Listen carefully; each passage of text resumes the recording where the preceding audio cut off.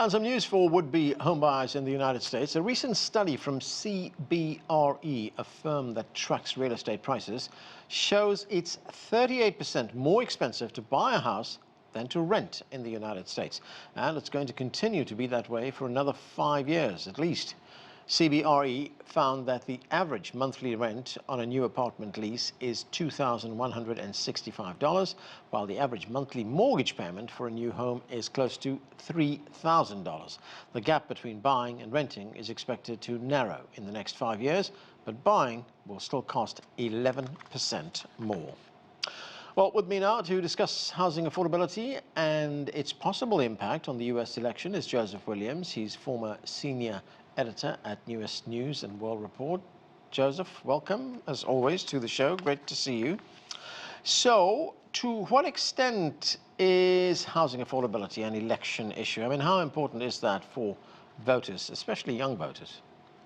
It's a very important issue, mainly because of what your correspondents laid out. The fact is that a lot of young people, the target demographic for Joe Biden and the demographic he's struggling to bring back into the fold, can't afford to buy a home. And they can't even, in some cases, afford to rent a home on their own.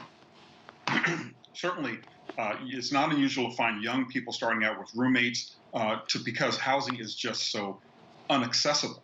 So I think that, coupled with the rising cost of college and coupled with the high mortgage rates that keep people locked in where they are or locked out of markets, depending on where you are, I think it's a crucial issue.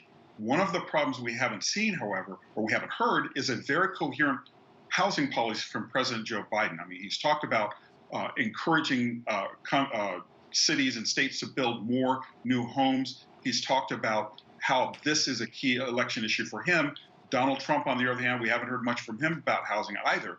But the problem that both of them have is the real problem with real estate, and that is high mortgage rates with high interests and unwillingness in some key areas for people to build higher density housing that would in turn lower the price.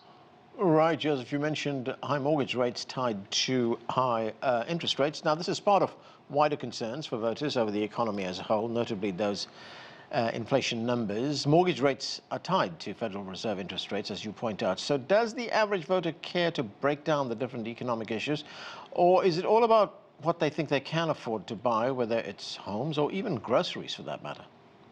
Well, if you're talking about these as economic kitchen table issues, people really don't care about what the cause is. What they want to hear is solutions and why they're paying so much for something that used to be affordable not even 5-10 years ago.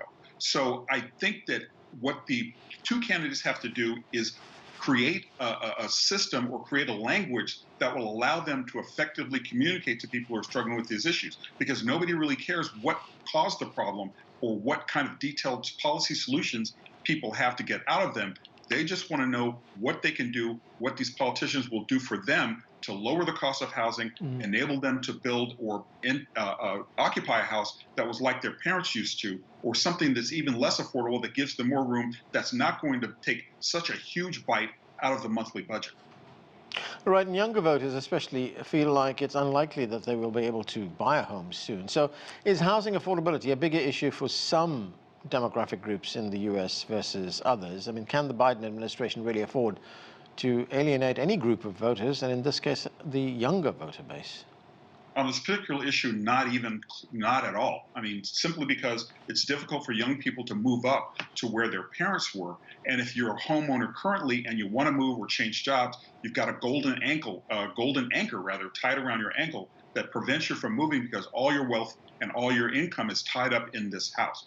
So I think he's got to find a way to thread the needle between people who aspire to move up and who are spending right now upwards of 40-50% of their paycheck on rent, and those people who are trying to either scale up or try to renovate or try to get into a house in the first place where the mortgage rates are so high in order to try to keep inflation down. It's a real Rubik's Cube of a puzzle, because every time you turn the cube to try to find one solution for one problem, say interest rates, if you try to lower the interest rates, inflation goes up, and that makes everything unaffordable.